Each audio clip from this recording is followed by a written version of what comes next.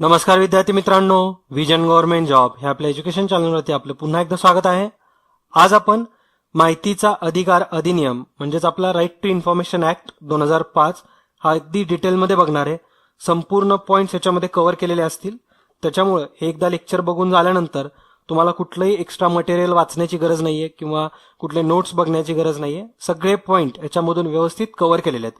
Okay, कारण याचं exam मध्ये भरपूर जास्त वेटेज आहे. बऱ्याचशा एक्झाम्स मध्ये 10 ते 12 प्रश्न याच्यावरती येऊन गेलेले आहेत. त्याच्यामुळं तुम्हाला याच्याबद्दल डिटेलमध्ये इन्फॉर्मेशन असणं गरजेचंच आहे. ओके, तर सगळ्यात आधी आपण जाणून घेऊया की हा जो माहितीचा अधिकार आहे हा कशासाठी गरजेचा आहे किंवा याची गरज का पडते. माहितीचा अधिकार याच्या नावामध्येच आहे की आपल्याला हक्क भेटलाय की ज्याच्यातून आपण कुठलीही माहिती घेऊ शकाल.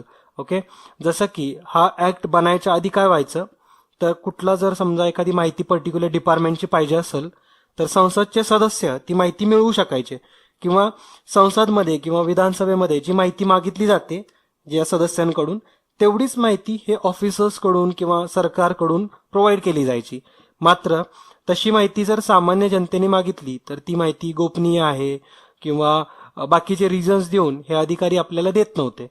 मात्र आता जो हा नियम बनलाय म्हणजे जो कायदा बनलाय माहितीचा अधिकार अधिनियम, तर याच्यामुळं मागल ती माहिती ही आपल्याला ठराविक वेळेमध्ये देण्याचं बंधन सुद्धा या अधिकाऱ्यांवर असणार आहे. ओके, याच्यामध्ये काही एक्सेप्शन्स असतात की पर्टिक्युलर माहिती आपण नाही मागू शकत. मात्र बऱ्यापैकी जी आपल्याला रिक्वायर्ड अशी इन्फॉर्मेशन आहे ही सगळीच्या सगळी या आपल्या अधिकाराचा वापर करून आपण मिळवू शकतो. ओके, तर याचा यूज हाच आहे महत्वाचा की आपण पाहिजे ती माहिती घेऊ शकतो. याच्यामुळं काय होईल तर सार्वजनिक जे आपले प्राधिकरणाचे अधिकारी असतात किंवा जे प्रशासकीय अधिकारी आहेत, सरकारी कर्मचारी आहेत, तर ते त्यांची कामं प्रामाणिकपणे करत आहेत की नाही हे आपल्याला सुद्धा कळेल आणि त्यांना सुद्धा कळेल की आपण जनतेच्या विश्वासावरती म्हणजे त्या लेवलवरती आपण काम करतोय का. ओके, तर त्याचा हा फायदा आहे. त्याच्यानंतर हा आता जो कायदा आहे त्याच्यामुळे सर्वसामान्य नागरिक सुद्धा असं लक्ष ठेवू शकतात की कारभारामध्ये किती पारदर्शकता आहे किंवा भ्रष्टाचार किती होतोय किंवा नाही होत. ओके, तर हे सगळेचे सगळे डेटा आपल्याला अवेलेबल होतो. त्याच्यामुळे आपण हे एक मॉनिटर म्हणून काम करू शकतो या अधिकाऱ्यांवरती. ओके, त्याच्यामुळं नागरिकांचं जे सरकारी कामांमध्ये जी दखल आहे ही चांगल्या पद्धतीने वाढली आहे आणि याच्यातूनच एक ट्रान्सपरन्सी वाढेल आणि गव्हर्नमेंटची सुद्धा याच्यातून म्हणजे त्यांची सुद्धा एक लायबिलिटी राहील की आपल्याला कुणाला तरी उत्तर द्यायची.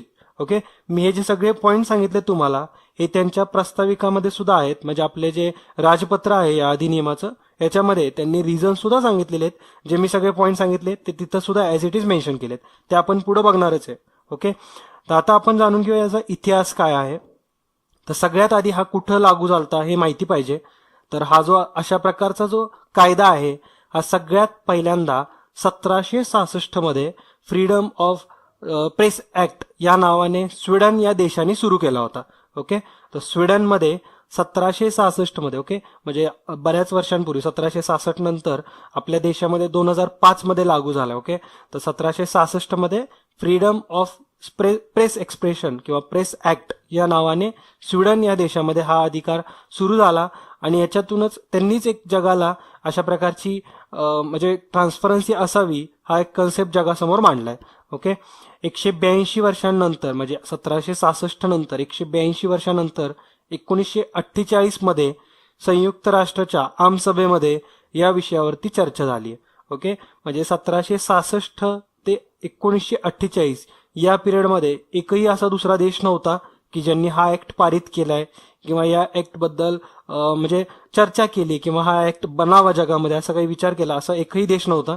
ओके, पुढे नंतर 1949 मध्ये जर्मनीने पण हा ऍक्ट स्वीकार केला आणि त्याच्यामध्ये राईट टू इन्फॉर्मेशन हे त्याला नाव दिलेलं आहे. ओके, तर 1949 मध्ये जर्मनीने आणि 1990 पर्यंत हा ऍक्ट 13 देशांनी स्वीकारला होता.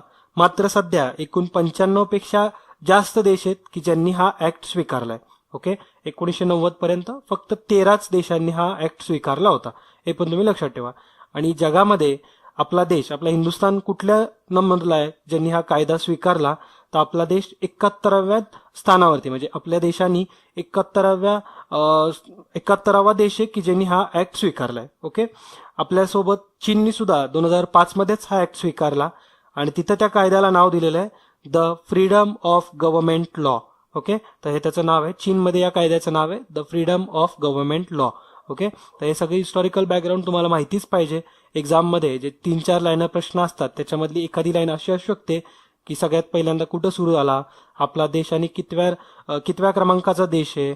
ओके, चीनमध्ये या कायद्याचं नाव काय आहे. तर हे सगळे पॉईंट अतिशय महत्वाचे आहेत. ओके, त्याच्यानंतर याचा उद्देश बघू आपण काय होता. तर प्रशासकीय कार्यप्रणालीमध्ये पारदर्शकता बनवणे हा एक प्रमुख उद्देश आहे या ऍक्ट मागे.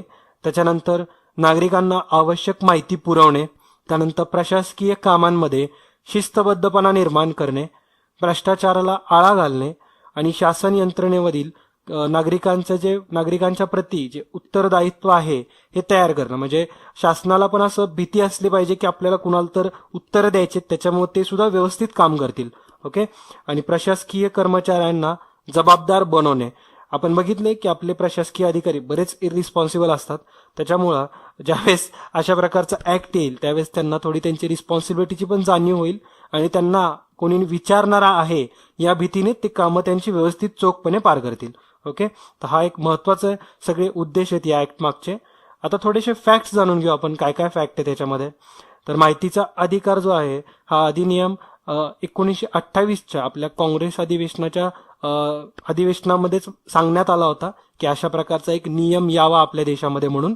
ओके, तर 1928च्या काँग्रेसच्या अधिवेशनामध्ये हे याच्याबद्दल चर्चा झाली होती आणि अशा प्रकारचा नियम आपल्या देशामध्ये यावा, माहितीच्या अधिकाराचा नियम बनावा याच्यावरती चर्चा झाली. ओके, त्याच्यानंतर माहितीचा अधिकार कायदा 2005 विधेयक जे होतं ते लोकसभेत 13 डिसेंबर 2004 सादर केलं होतं. ते लोकसभेमध्ये 11 मे 2005 पास झालं. ओके, म्हणजे जवळपास एक 5 महिन्याच्या स्पॅन नंतर ते लोकसभेमध्ये संमत सुद्धा झालं आणि त्यानंतर या कायद्याला राष्ट्रपतींची संमती ही 15 जून 2005 मध्ये झालेली आहे. ओके, म्हणजे 15 जून 2005 राष्ट्रपतींची संमती भेटली आणि शेवटी फायनली तो 12/10/2005 पासून जम्मू आणि काश्मीर वगळता संपूर्ण देशामध्ये लागू झालाय. ओके, तर 12/10/2005 हा आपल्या देशामध्ये लागू झालाय. ही डेट पण तुम्ही लक्षात ठेवा कारण एखाद्या लाईनमध्ये असा जे डेटा आहे हा विचारू शकतात. ओके, मग असं तुम्हाला माहिती पाहिजे की कुठलं राज्य आहे की ज्यांनी पहिला हा कायदा तयार केला किंवा पारित केला, हे सगळे माहिती पाहिजे. तर माहितीचा अधिकार कायदा जो आहे हा तयार करणारा राज्य म्हणजे राजस्थान. ओके, तयार करणारं पहिलं राज्य हे राजस्थान आहे. त्याच्यानंतर कायदा पारित करणारे पहिलं राज्य हे तामिळनाडू आहे. ओके, आणि महाराष्ट्राने हा जो कायदा आहे हा 7व्या क्रमांकावरती स्वीकारलाय. म्हणजे महाराष्ट्र राज्य हे आपल्या देशातलं 7वं राज्य आहे ज्यांनी हा माहिती अधिकार कायदा स्वीकारला. ओके, तर या सगळे फॅक्ट्स महत्वाचे होते, तुम्हाला याच्यावरती प्रश्न बनू शकतात. ओके, आता याच्यामध्ये नेमकी आपल्याला माहिती पाहिजे असेल तर कशा पद्धतीने अर्ज करावा लागेल किंवा अर्ज केल्यानंतर त्याच्यासाठी किती पैसे भरावे लागतील हे पण माहिती पाहिजे. तर माहितीचा अर्ज म्हणजे आपल्याला अर्जाची जी रक्कम आहे ती 10 रुपये आहे. जर तुम्हाला अपील करायचं असेल त्याच्यासाठी पण एक अर्ज आहे. म्हणजेच अपील म्हणजे ऍक्च्युली 2 टाईपचं आहे याच्यामध्ये. एक अपील असं की तुम्हाला जी इन्फॉर्मेशन भेटली तुम्ही त्याच्यावरती सॅटिस्फाय नाहीये किंवा तुम्हाला चुकीची इन्फॉर्मेशन दिली असं तुम्हाला वाटलं, त्याच्यानंतर तुम्ही अपील करू शकता त्याबद्दल. असे अपील तुम्ही 2दा करू शकता. तर त्या अपील अर्ज जो आहे त्याची फी आहे 20 रुपये आणि माहितीचं शुल्क 2 रुपये तुमच्याकडून आकारलं जातं. ओके, तर हे सगळे डेटा माहिती असायला पाहिजेत कारण एक्झाम मध्ये सुद्धा विचारू शकतात. ओके, आणि जर तुम्हाला अभिलेख किंवा कामे किंवा विशिष्ट दस्तावेज जर पाहायचे असतील तर याच्यासाठी सुद्धा चार्ज आहेत. पहिला 1 तास हा तुम्हाला निशुल्कपणे तुम्हाला बघू देऊ शकतात ते किंवा बघायची परवानगी आहे. मात्र त्यानंतर 1 तास झाल्यानंतर दर 15 मिनिटाला 5 रुपये तुमच्याकडून चार्ज होतील. ओके, ते पण तुम्ही लक्षात ठेवा. त्याच्यानंतर आता आपण अपील म्हणजे काय हे बघून घेऊ पहिल्यांदा. तर अपील म्हणजे काय, तर पहिलं अपील जसं मी तुम्हाला सांगितलं तर माहिती अधिकाऱ्याने जो अधिकारी आहे जो तुम्ही ज्याला माहिती मागितली असा जो अधिकारी आहे तर त्या अधिकाऱ्याने तुम्हाला माहिती देण्यास नाकारले किंवा चुकीची माहिती दिली किंवा काहीतरी अशी माहिती दिली आणि तुमची दिशाभूल केली, ओके, अर्धवट माहिती दिली तर नागरिकाला सार्वजनिक प्राधिकरणातील अपिलीय प्राधिकाऱ्याकडे दाद मागण्यात येते. ओके, म्हणजे एक अपिलीय प्राधिकारी असतो त्याच्याकडे तुम्ही जाऊन दाद मागू शकता. ओके, ते झालं अपील 1. आणि दुसऱ्या प्रकारचं जे अपील आहे हे कसं आहे तर नागरिकाचं आता सुद्धा समाधान झालेलं नाहीये. म्हणजे त्यांनी पहिल्यांदा जी अपील केली त्याच्यातून त्याला जे उत्तरं भेटले असतील त्याच्यातून तो सुद्धा सॅटिस्फाय नाहीये. तर मग परत ती माहिती किंवा ती जी दाद आहे ही परत माहिती आयुक्ताकडे मागू शकतो. ओके, त्याच्याबद्दलची जी दाद आहे ती माहिती आयुक्ताकडे मागू शकतो तो. आणि हे झालं दुसरं. मग आता ज्यावेळेस माहिती आयुक्त जी त्याला माहिती देईल तर त्याच्यानंतर तो त्याच्याबद्दल काहीच दाद मागू शकत नाही, कुठंच दाद मागू शकत नाही, इव्हन तो कोर्टात सुद्धा जाऊ शकत नाही. ओके, तर माहिती आयुक्ताकडून जे त्याला उत्तर भेटणार आहे ते फायनल असेल. मग माहिती अधिकारी ठरवेल की याच्या अपीलला आपण आन्सर करायचंय की फेटाळून लावायचंय. ओके, ते डिसिजन त्या माहिती आयुक्ताकडे असणार आहे. त्याच्याबद्दल सुद्धा आपण इन्फॉर्मेशन पुढे बघणारच आहे. ओके, तर सगळ्यात पहिल्यांदा आपण हा आयोग काय असतो किंवा माहिती आयोग म्हणजे काय आहे, कारण आपल्याला याच्यासाठी एक सेपरेट बॉडी फॉर्म करणं गरजेचं आहे. केंद्र शासन, राज्य शासन यांना एक असं बॉडी ऑर्गनाईज करायला लागेल की जे हे सगळं जे आरटीआयची कामं असतील ते सगळे ते बघतील. ओके, तर त्याच्यामुळं हा माहितीचा आयोग म्हणजे काय, तर केंद्रीय माहिती आयोग व राज्य माहिती आयोग यांना केंद्रीय निवडणूक आयोग किंवा राज्य निवडणूक आयोग याचा दर्जा बहाल केलेला आहे. आणि हे जे माहितीचे आयोग आहेत हा एक स्वायत्त असणार आहे, म्हणजे संपूर्णपणे तो ऑटोनॉमस बॉडी आहे. ओके, आणि अशा प्रकारचे जे माहितीचे आयुक्ताचे जे मुख्यालय, म्हणजे आता त्या माहिती आयोगामध्ये जे प्रमुख असणार आहेत जसं की आपल्या केंद्रीय माहिती आयुक्त, तर त्यांचं मुख्यालय आहे दिल्लीमध्ये आणि राज्य माहिती आयोगाचे मुख्यालय आहे मुंबईमध्ये. ओके, तर हे फॅक्ट्स लक्षात ठेवा. आपण बघूयात हे जे केंद्रीय माहिती आयोग आपल्याला ज्या आरटीआयचा तुम्हाला पीडीएफ सुद्धा अवेलेबल होऊन जाईल, तर त्याच्यामध्ये काय इन्फॉर्मेशन दिलेली आहे. तर प्रकरण 3 मध्ये कलम 12 मध्ये हे केंद्रीय माहिती आयोग मेन्शन केलेलं आहे आणि त्याच्यानुसार केंद्र सरकार किंवा केंद्रीय माहिती आयोग या नावाने याला ओळखलं जातं. आणि या अधिनियमाच्या असं प्रदान केलं किंवा असं दिलेलं आहे पुढं की केंद्रीय माहिती आयोग पुढील व्यक्तींचा मिळून बनलेला असेल. एक म्हणजे मुख्य माहिती आयुक्त आणि दुसऱ्या प्रकारचे व्यक्ती म्हणजे आवश्यक वाटतील त्याप्रमाणे 10 पेक्षा अधिक नसतील इतके केंद्रीय माहिती आयुक्त. ओके, म्हणजे एक जो असणार आहे हा केंद्रीय माहिती आयोगचा जो एकदम प्रमुख असणार आहे तो म्हणजे मुख्य माहिती आयुक्त. आणि त्यानंतरचे जे बाकीचे असतील मात्र त्यांची संख्या 10 पेक्षा जास्त नसावी, 10 पेक्षा कमीच असावेत, ते म्हणजे नुसतेच आपले केंद्रीय माहिती आयुक्त. ओके, तर मुख्य माहिती आयुक्त एक असेल आणि त्याच्यानंतर बाकीचे म्हणजे केंद्रीय माहिती आयुक्त. ओके, आणि ह्याची निवड कशी होती ऍक्च्युली, तर जो मुख्य माहिती आयुक्त असतो यांची निवड ऍक्च्युली राष्ट्रपतीच करतात. मात्र यांच्या कुठल्या व्यक्तीला हा मुख्य माहिती आयुक्त बनवायचा किंवा माहिती आयुक्त बनवायचा, तर याच्यासाठी एक समिती फॉर्म केली जाते आणि त्या समितीमध्ये 3 मेंबर असतात. एक म्हणजे त्या समितीचे अध्यक्ष असतात ते म्हणजे आपले पंतप्रधान. दुसरे म्हणजे आपले लोकसभेमधले जो विरोधी पक्ष नेता, तर तो सुद्धा एक याच्यामध्ये सदस्य असतो. आणि पंतप्रधानांद्वारे एक त्यांचा कॅबिनेट मिनिस्टर किंवा कॅबिनेट मंत्री सुद्धा याचा एक मेंबर असतो. ओके, मग अशी 3 सदस्यांची जी कमिटी आहे किंवा जी समिती आहे ही रेकमेंड करते कुणाच तरी नाव राष्ट्रपतींच्या पुढे आणि राष्ट्रपती मग त्याच्यातून सिलेक्शन करतात. ओके, म्हणजे कुणाला मुख्य माहिती आयुक्त बनवायचे किंवा माहिती आयुक्त म्हणून नियुक्ती करायची हे राष्ट्रपतीच ठरवतात. ओके, तर इथं काही विश्लेषण सुद्धा दिलेले आहेत की जर लोकसभेमध्ये विरोधी पक्ष नेता नसेल तर विरोधी पक्षामधला जो सगळ्यात एजेड असा असेल किंवा जो सगळ्यात वयाने मोठा असेल तर अशा व्यक्तीला या समितीमध्ये निवडलं जातं. ओके, दुसरी महत्वाची माहिती म्हणजे हा जो केंद्रीय माहिती आयोगाच्या कामकाजाचे सर्वसाधारण अधीक्षण आहे किंवा संचालन आहे, व्यवस्थापन आहे, हे सगळं हे मुख्य माहिती आयुक्ताकडे असतं. ओके, तर ही सगळी त्याची जी कामं आहेत ही मेन्शन केलेली आहेत.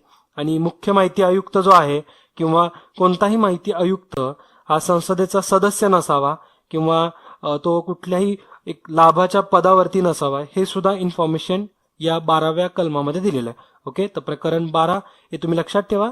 केंद्रीय माहिती आयोगाशी संबंधित सगळी इन्फॉर्मेशन याच्यामध्ये आहे. आयोगाची स्थापना कशी होते, तर आयोगामध्ये 2 घटक असतात. एक म्हणजे मुख्य माहिती आयुक्त आणि दुसरा म्हणजे माहिती आयुक्त. ओके, मुख्य एकच असतो आणि बाकीचे त्याच्यानंतरचे 10 पेक्षा जे कमी नंबर असेल तो म्हणजे माहिती आयुक्त. यांचे सिलेक्शन कोण करतं, तर यांचं सिलेक्शन राष्ट्रपती करतात. मात्र त्याच्यासाठी एक समिती फॉर्म केली जाते. एक समितीच्या शिफारशीनुसार यांची नियुक्ती केली जाते. त्या समितीमध्ये कोण कोण असतं, तर पंतप्रधान असतात, त्या समितीचे अध्यक्ष असतात ते. त्यानंतर लोकसभेमधील विरोधी पक्ष नेते असतात आणि पंतप्रधानांनी नेमलेला एक त्यांचा कॅबिनेट मिनिस्टर. तर या 3 लोकांची ही समिती फॉर्म होते. ओके, आणि त्यानंतर कलम 13 मध्येच, म्हणजे आत्ताचं कलम आपण 12 बघितलंय, कलम 13 मध्येच याच्या मुख्य माहिती आयुक्त असणारे किंवा माहिती आयुक्त असणारे, तर यांच्या पदाचा जो कालावधी आहे किंवा सेवेमध्ये काय काय शर्ती आहेत त्या सगळ्या मेन्शन केलेल्या आहेत. जसं की मुख्य माहिती आयुक्त जो आहे हा त्यांनी शपथ धारण केलेल्या दिवसापासून 5 वर्षांपर्यंत जास्तीत जास्त राहू शकतो किंवा त्याच्या वयाच्या 65 वर्ष पूर्ण होईपर्यंत. मग जे सगळ्यात आधी होईल त्याच्यावर, म्हणजे समजा तो 62व्या वर्षीच मुख्य माहिती आयुक्त बनला, त्याच्यानंतर तो 3च वर्ष काम करेल. ओके, कारण 65 पूर्ण झालं की त्याचं पद रिक्त होणार आहे. ओके, तर मुख्य माहिती आयुक्तासाठी काय टाइमलाईन आहे किंवा त्याचा पदावधी काय असतो, तर 5 वर्ष किंवा वयाचे 65 वर्ष पूर्ण होईपर्यंत. ओके, आणि एकदा एखादा व्यक्ती जर तो मुख्य माहिती आयुक्त बनला तर तो पुनर्नियुक्तीस पात्र नसतो. ओके, हे पण तुम्ही लक्षात ठेवा. आणि जो माहिती आयुक्त आहे त्याच्यासाठी पण अशीच कंडिशन आहे, पद धारण केल्यापासून त्या दिनांकापासून 5 वर्षाचा त्याचा पण कालावधी असतो.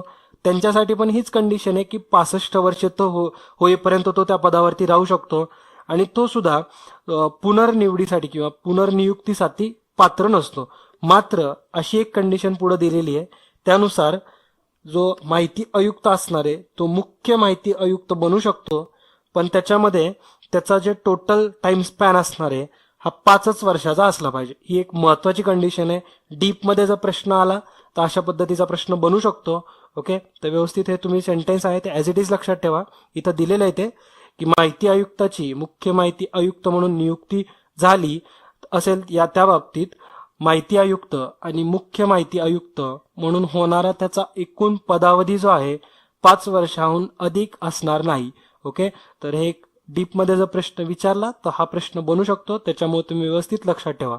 ओके, आणि त्याच्यानंतर असं पुढे दिलेलं आहे की त्यांनी जी शपथ आहे ती कुणासमोर घ्यायची किंवा जी प्रतिज्ञा आहे ती कुणासमोर घ्यायची आहे, तर राष्ट्रपतींच्या समोर प्रतिज्ञा घ्यायची त्यांनी किंवा राष्ट्रपतींनी नेमून दिलेल्या एखाद्या व्यक्तीसमोर त्यांनी प्रतिज्ञा घ्यायची किंवा शपथ घ्यायची. ओके, त्याच्यानंतर मुख्य माहिती आयुक्ताने पण तसंच करायचं आहे आणि माहिती आयुक्ताने पण तसंच करायचं आहे. ओके, आणि त्याच्यामध्ये त्यांचं जे वेतन वगैरे असणार आहे किंवा त्यांच्या ज्या फॅसिलिटीज भत्ते जे आहेत हे कुणानुसार असणार आहेत हे माहिती पाहिजे तुम्हाला. एक्झाममध्ये असा प्रश्न बनू शकतो की मुख्य माहिती आयुक्ताच्या बाबतीत मुख्य निवडणूक आयुक्ताप्रमाणे त्याला वागणूक किंवा त्याचं जे वेतन आहे हे ठरवलं जातं.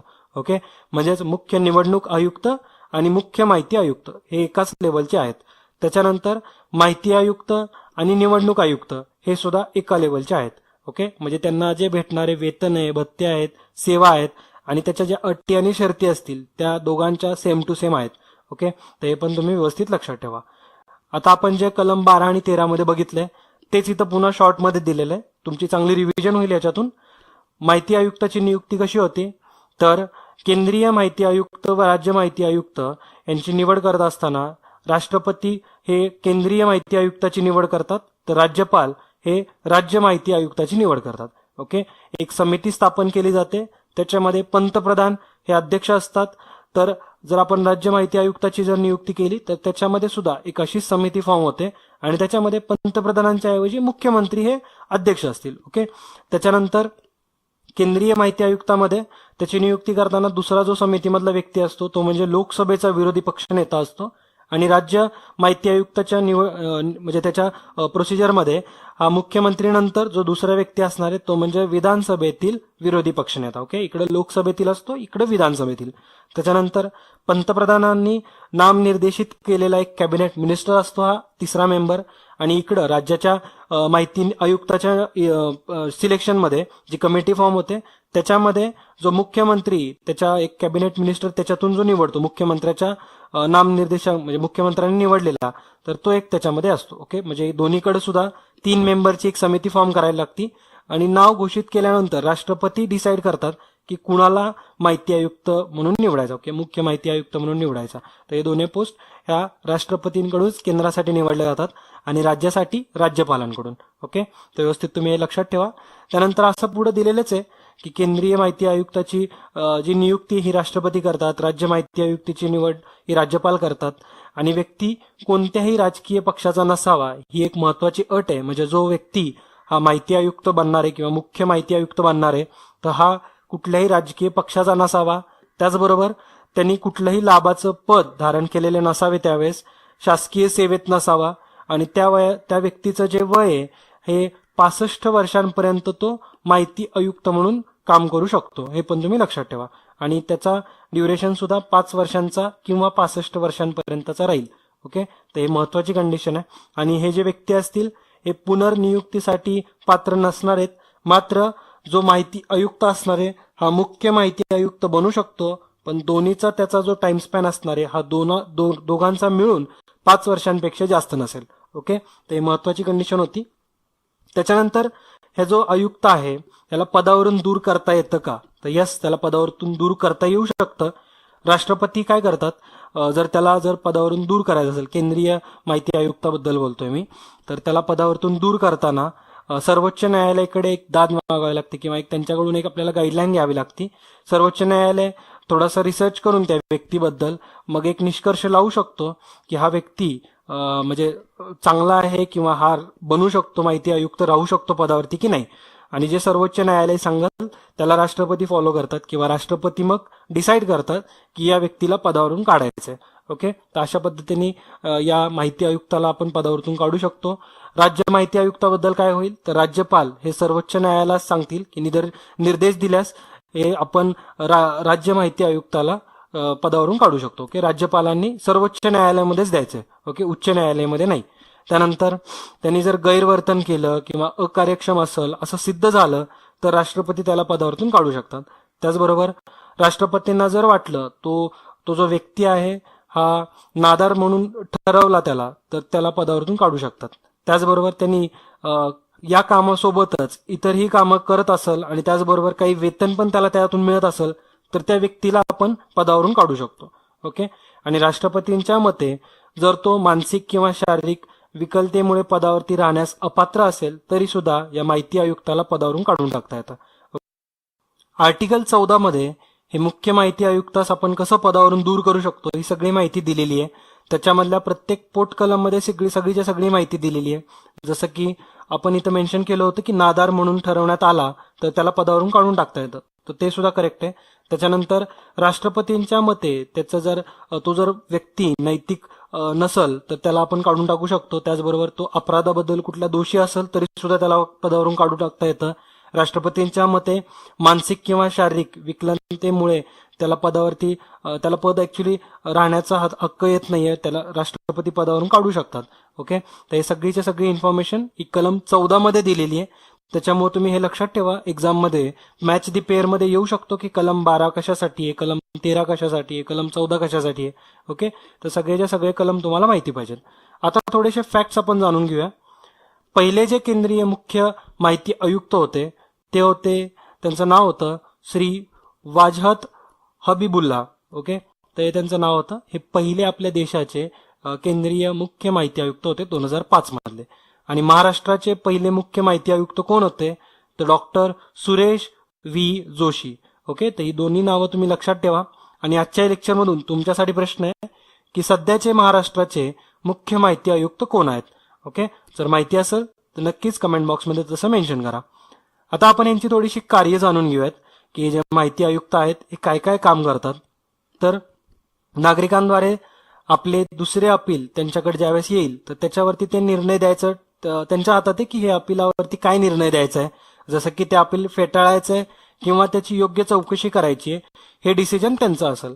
त्यानंतर माहिती आयुक्ताला दिवाणी अधिकार प्राप्त होतात. ज्यावेळेस कुठला व्यक्ती हे दुसरं अपील घेऊन त्यांच्याकडे येईल किंवा दुसऱ्या अपिलाचं जे कामकाज सुरू होईल तर त्यावेळेस हे माहिती आयुक्ताकडे हे दिवाणीचा अधिकार सुद्धा प्राप्त होतो. ओके, माहिती अधिकाऱ्यांना प्रशिक्षण देणे हे सुद्धा एक त्यांचं काम असणार आहे. माहिती आयुक्ताचं काम आहे की माहिती अधिकाऱ्यांना प्रशिक्षण देणे. त्याचबरोबर प्रथम जे अपील झालंय किंवा अपिलीय अधिकारी आहे त्याच्यावरती दंडात्मक कारवाई करणे म्हणजेच त्याच्यावरती शिष्टभंगाची कारवाई करणे हे सुद्धा एक माहिती आयुक्ताचं काम राहील. ओके, मग जोपर्यंत तो व्यवस्थित डेटा कलेक्ट करून देणार नाही किंवा माहिती बनवून देणार नाहीये तोपर्यंत त्याला प्रति दिवशी 250 रुपये पासून ते प्रति दिवशी 25,000 रुपये जास्तीत जास्त त्याच्यावरती दंड लावू शकतात. ओके, तर हे दंड लावायचं किंवा दंडात्मक कारवाई करण्याचं काम सुद्धा माहिती आयुक्ताकडेच आहे. त्यानंतर माहिती आयुक्तांचा जो निर्णय आहे हा अंतिम निर्णय असणार आहे. जसं की मी तुम्हाला ऑलरेडी सांगितलं त्याच्यावरती तुम्ही कुठेही दाद मागू शकणार नाही, कुठल्याही सुप्रीम कोर्टामध्ये सुद्धा दाद नाही मागू शकणार. ओके, त्याच्यामुळं आणि कुठलाही खटला सुद्धा दाखल करू शकत नाही.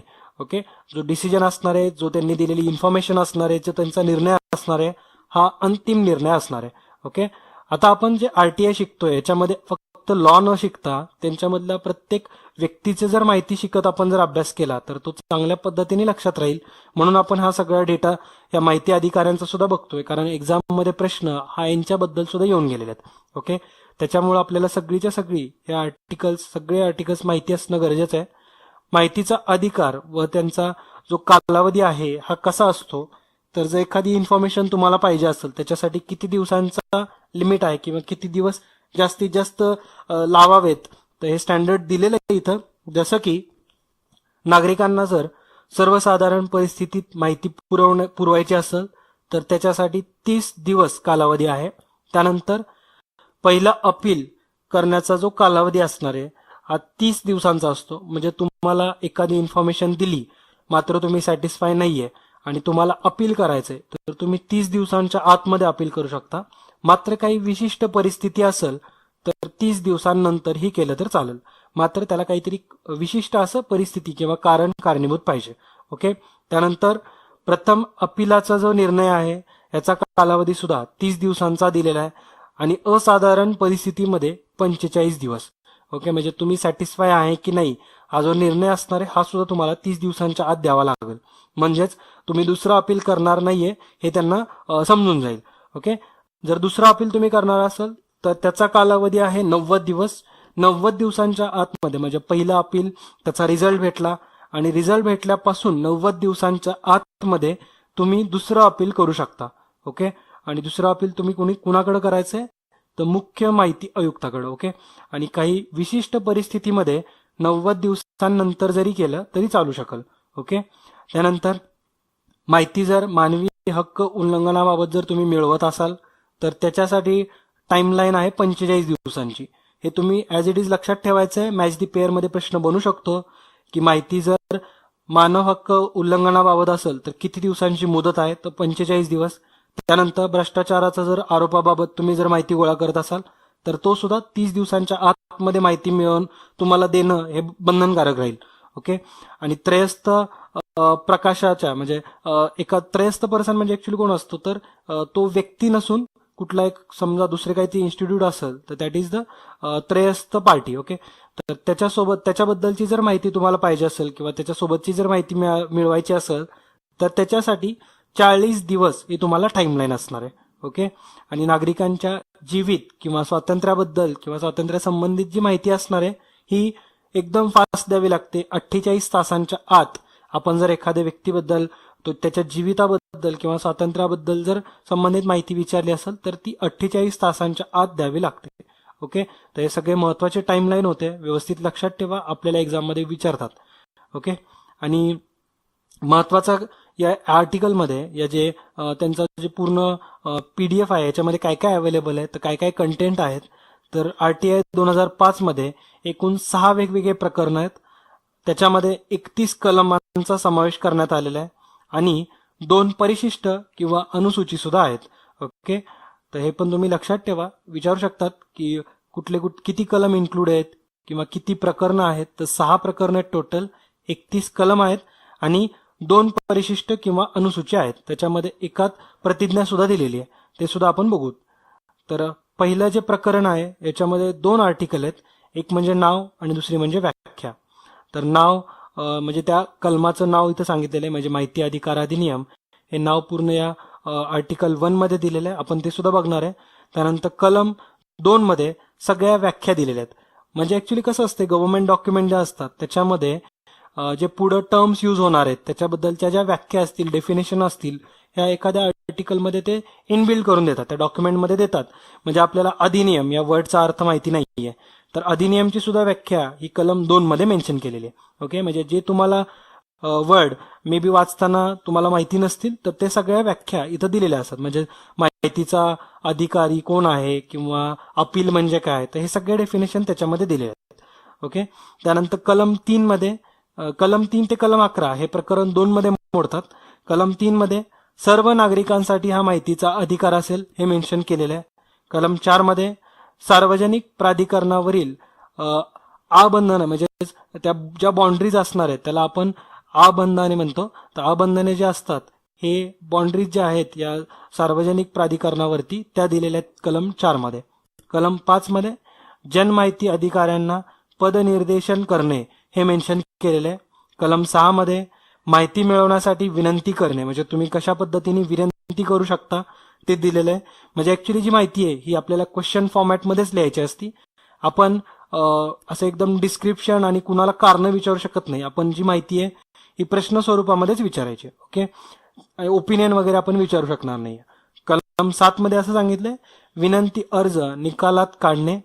कलम 8 मध्ये माहिती प्रकट करण्याबाबत अपवाद आहेत काही ते मेन्शन केलेले आहेत. कलम 8 म्हणजे ज्याच्याने आपल्या देशाची इंटेग्रिटी किंवा आपल्या सार्वभौमत्वाला थोडासा काहीतरी नुकसान होऊ शकेल किंवा राज्याबद्दल काही नुकसान होईल अशा काही ज्या गोष्टी असतील तर ती माहिती प्रकट करता येणार नाहीये हे कलम 8 मध्ये मेन्शन केलेलं आहे. ओके, कलम 9 मध्ये विचारलेल्या प्रकरणाची माहिती देण्यास नाकारण्याचा सुद्धा अधिकार हा कलम 9 मध्ये दिलेला आहे. ओके, त्यानंतर आर्टिकल 10 मध्ये पृथक्करणीयता हे मेन्शन केलेलं आहे.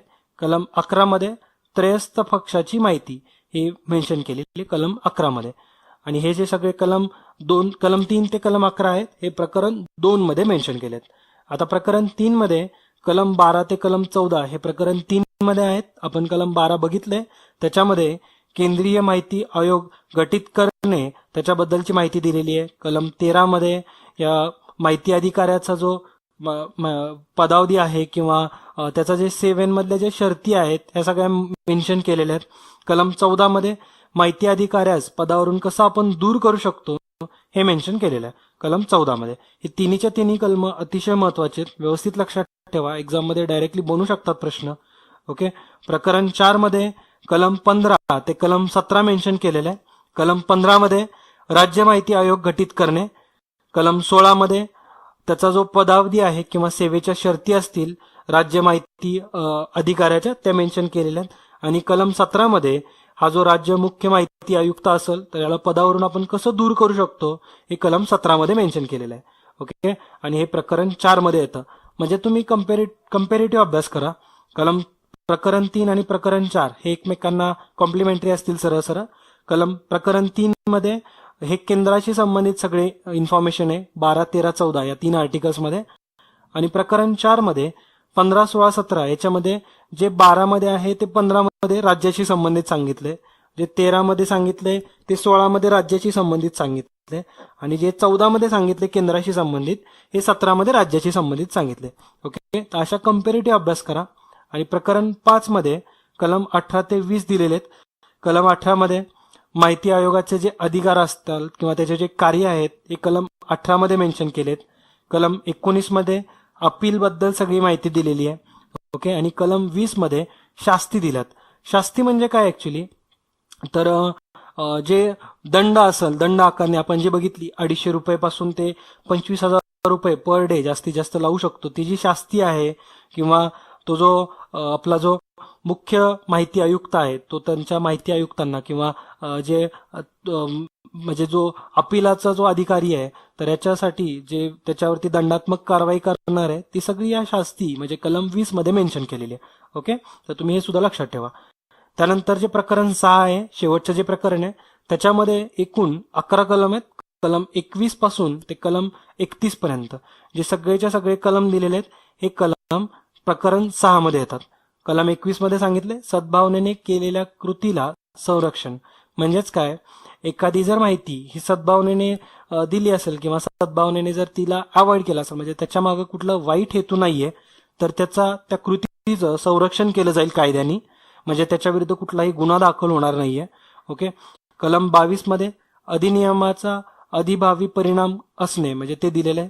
कलम 23 मध्ये न्यायालयांच्या अधिकारी केस म्हणजे आडकाठी म्हणजेच काय तर न्यायालयांच्या हे जे आपण बघितलं की माहितीचा आयुक्त जो आहे त्याचा जो डिसिजन असणार आहे त्याचा जो निर्णय असणार आहे ते फायनल निर्णय असेल आणि त्याच्यावरती आपण कुठल्याही न्यायालयात दाद मागू शकणार नाहीये किंवा त्याच्यावरती गुन्हा दाखल होणार नाहीये. ओके, तर हे जे न्यायालयाचे जे अधिकारी आहेत त्याला जी आडकाठी दाखवली, म्हणजे तिच्या विरुद्ध आपण म्हणजे या अधिकाऱ्यांना जे संरक्षण दिलेलं आहे हे कलम 23 मध्ये मेन्शन केलं आहे. ओके. कलम 24 मध्ये विवक्षित संघटनांना या कायदा लागू नाहीये असं सांगितलंय. म्हणजे अशा बऱ्याच संघटना आहेत आपल्या संरक्षणाशी संबंधित, या कलम 24 मध्ये मेन्शन केल्या आहेत आणि त्यांना हा कायदा लागू होणार नाहीये. ओके. त्या संघटना आपण सगळ्यात शेवटी सुद्धा बघणार आहे. कलम 25 मध्ये सनियंत्रण करणे व अहवाल करणे हे दिलेले आहे आणि त्याच पद्धतीने कलम 26, 27 सगळे तुम्ही व्यवस्थित वाचू शकता. ओके. कलम 30 मध्ये अडचणी दूर करण्याचा अधिकार सांगितलेला आहे आणि कलम 31 मध्ये निरसन दिलेलं आहे. ओके. तर अशा पद्धतीने प्रकरण 6 मध्ये एकूण 11 कलम आहेत. आता जर आपण थोडक्यामध्ये हा जो भारताचे जे राजपत्र आहे, म्हणजेच ह्या ज्या आरटीआय बद्दलची जी इन्फॉर्मेशन अवेलेबल आहे ती जर तुम्ही व्यवस्थित वाचाल तर तुम्हाला सगळे पॉईंट आणखीन एकदा क्लिअर होऊन जातील.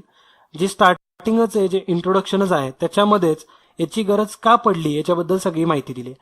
जसं की इथं सुरुवातीलाच मेन्शन केलेलं आहे की भारताच्या संविधानाद्वारे लोकशाही गणराज्याची स्थापना करण्यात आली आहे आणि ज्या अर्थी आपलं जे गणराज्य आहे त्या अर्थी लोकांना कुठले कुठले अधिकार माहिती पाहिजेत हे सगळं इथं मेन्शन केलेलं आहे.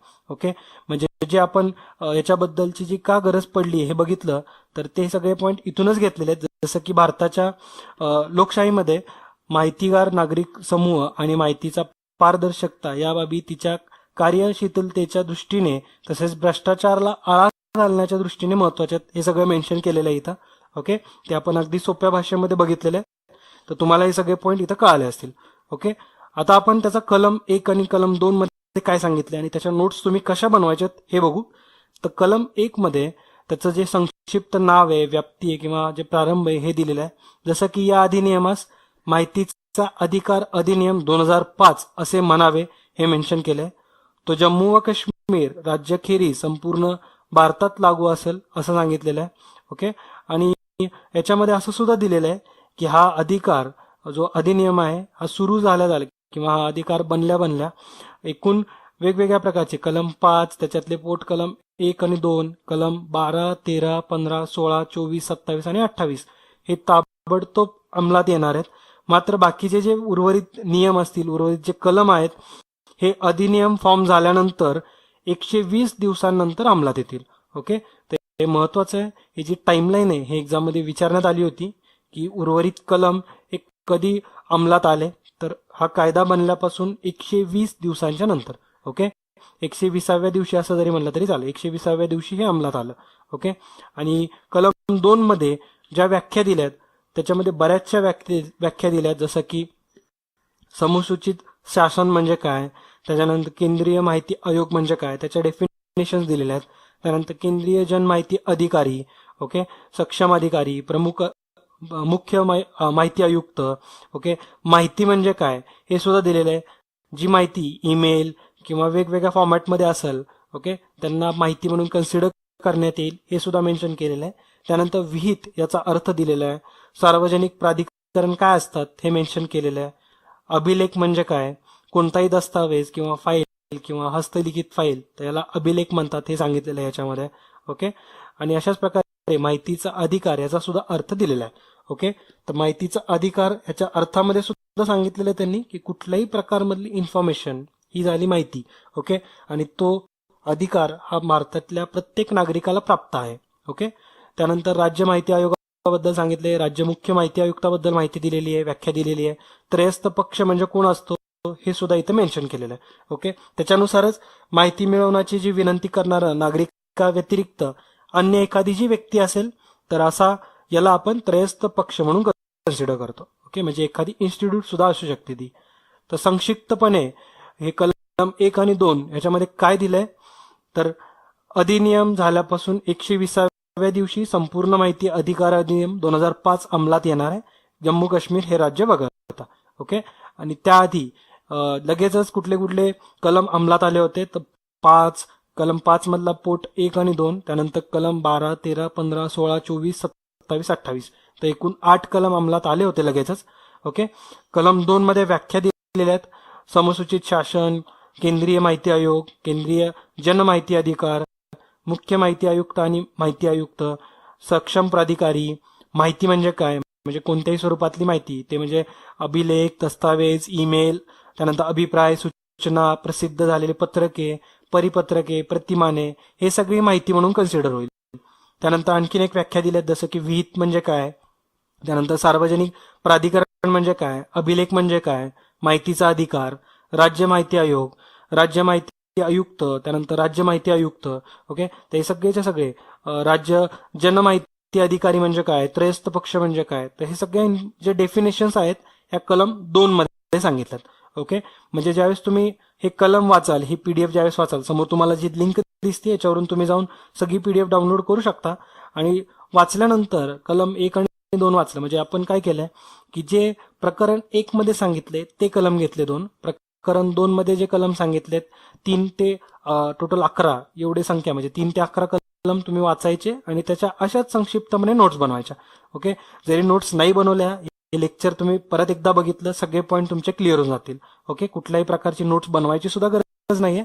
मात्र नोट्स कशा बनवतात ह्या बऱ्याच जणांचा प्रश्न होता, तर नोट्स अशा पद्धतीने फॉर्म करायच्या, म्हणजे जेवढं वाचले त्याच्याबद्दलचे पटकन एक शॉर्ट नोट्स बनवायच्या, एकदम सोप्या भाषेमध्ये लिहायचं, म्हणजे ते तुम्हाला कळेल. ओके, आणि जे एक सेपरेट असे अनुसूची दिली आहे, म्हणजे पहिली जी अनुसूची आहे त्याच्यामध्ये शपथ काय असती, म्हणजे मुख्य माहिती आयुक्त किंवा माहिती आयुक्त किंवा राज्य मुख्य माहिती आयुक्त आणि राज्य माहिती आयुक्त यांनी जी शपथ घ्यायची आहे त्याचा नमुना दिलेला आहे. ओके, तुम्ही हा नमुना बघू शकता. याच्यामध्ये सांगितलंय मी डॅश डॅश डॅश मुख्य माहिती आयुक्त असेल तर तो अशी शपथ घेईल की मी डॅश डॅश मुख्य माहिती आयुक्त, आणि पुढचे बाकीचं जसं की ईश्वरचरणी शपथ घेतो, गांभीर्यपूर्वक प्रतिज्ञा करतो की कायद्याद्वारे स्थापन केलेल्या भारतीय संविधानामध्ये मी खरी श्रद्धा वगैरे, तर ही शपथेचा एक नमुना आहे. ओके, तर ही शपथ त्या अधिकाऱ्याला घ्यावी लागते. आणि जी दुसरी अनुसूची दिली आहे त्याच्यामध्ये जे कलम 24 मध्ये सांगितलेले जे वेगवेगळ्या इन्स्टिट्यूट्स आहेत ज्यांची माहिती या अधिकारामध्ये येत नाही, म्हणजे हे अधिकार, हा जो माहितीचा अधिकार आहे या इन्स्टिट्यूट्सवरती, या एकूण 18 इन्स्टिट्यूट्सवरती लागू पडत नाही, हे दिलेलं आहे.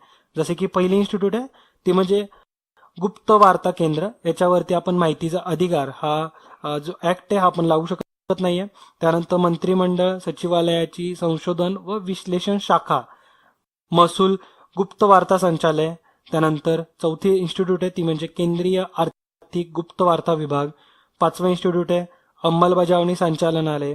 त्यानंतर अंमली औषधी द्रव्य नियंत्रण विभाग. त्यानंतर विमान संचालन संशोधन केंद्र, विशेष सरहद दल, सीमा सरहद दल, केंद्रीय राखीव पोलीस दल, भारत तिबेट पोलीस दल, केंद्रीय औद्योगिक सुरक्षा दल, राष्ट्रीय सुरक्षा रक्षक, आसाम रायफल, विशेष सेवा विभाग, विशेष शाखा अंदमान व निकोबार, गुन्हे शाखा. तर या ज्या शाखा आहेत त्यामध्ये केंद्रीय शाखा दादरा नगर हवेली, त्यानंतर विशेष शाखा लक्षद्वीप पोलीस. तर हे जे 18 इन्स्टिट्यूट आहेत तर यांच्यावरती हा आपला आरटीआय लागू होत नाहीये, हे पण तुम्ही लक्षात ठेवा, एक्झाम मध्ये प्रश्न येऊन गेलेला आहे त्याच्यावरती. ओके, तर आता लेक्चरच्या शेवटी आपण काही फॅक्ट जाणून घेऊया. 2 महत्वाच्या फॅक्ट आहेत, जसं की आंतरराष्ट्रीय माहिती अधिकार दिन हा कधी सेलिब्रेट होतो, एक प्रश्न बनू शकतो एक्झाम मध्ये. तर 28 सप्टेंबरला हा आंतरराष्ट्रीय माहिती अधिकार दिन हा साजरा केला जातो. 2002 मध्ये ऍक्च्युली 28 सप्टेंबरलाच एक कॉन्फरन्स झाली होती फ्रीडम ऑफ इन्फॉर्मेशन नेटवर्क नावाने. त्या कॉन्फरन्समध्ये एका गटाची स्थापना झाली आणि त्यानुसारच हाच दिवस आंतरराष्ट्रीय माहिती अधिकार दिन म्हणून साजरा केला जातो. ओके, आणि भारतामध्ये माहिती अधिकार सप्ताह कधी साजरा होतो हा माहिती पाहिजे तुम्हाला की हा सप्ताह कधी असतो आपल्या देशामध्ये. तर 6 ऑक्टोबर ते 12 ऑक्टोबर हे जे दिवस आहेत, हे 7 जे दिवस आहेत, हा माहिती अधिकार सप्ताह म्हणून साजरा केला जातो आपल्या देशामध्ये. ओके, आणि जे समोर तुम्हाला स्क्रीनवरती दिसतंय हे आरटीआय ऑनलाईन कसं फाईल करायचं ही इन्फॉर्मेशन आहे. म्हणजेच असं त्याचा युजर प्रोफाईल असेल, पासवर्ड तुम्हाला क्रिएट करायला लागेल, म्हणजे युजर प्रोफाईल आणि पासवर्ड क्रिएट करायचा आहे. आणि त्याच्यानंतर तुम्ही कुठलाही फॉर्म, म्हणजे जे आरटीआय बद्दल जे तुम्हाला जे कुणाबद्दल जर तुम्हाला माहिती जाणून घ्यायची असेल तर ती सगळी इन्फॉर्मेशन याच्यामध्ये तुम्ही फिल करू शकता. ओके, म्हणजे आरटीआय ऑनलाईनची ही वेबसाईट दिसते समोर, एकदा व्हिजिट करा, थोडीशी माहिती त्याच्यावरती पण एकदा बघून घ्या, जेणेकरून तुमच्या माहितीमध्ये आणखीन भर पडेल. ओके, तर अशा पद्धतीने जी सगळीच्या सगळी महत्वाची इन्फॉर्मेशन होती ही आपण व्यवस्थित क्लिअर केलेली आहे. सगळे पॉईंट्स इथं कव्हर झालेले आहेत. तरी सुद्धा आपण एक लेक्चर प्रश्न उत्तर स्वरूपामध्ये बघणार आहे. त्याच्यातून तुम्हाला आणखीन डीपमध्ये नॉलेज येईल. म्हणजे तुम्हाला कळेल की एक्झाममध्ये कशा प्रकारचे अयोग प्रश्न विचारतात. ओके, तर व्यवस्थित आणखीन एकदा लेक्चर बघून त्याची रिव्हिजन करा आणि सगळे जे कलम सांगितलेत हे अतिशय महत्वाचे कलम होते, ते सगळेच्या सगळे लक्षात ठेवा. ओके, तर भेटूया आपण पुढच्या लेक्चरमध्ये. तोपर्यंत जय हिंद, जय महाराष्ट्र. धन्यवाद.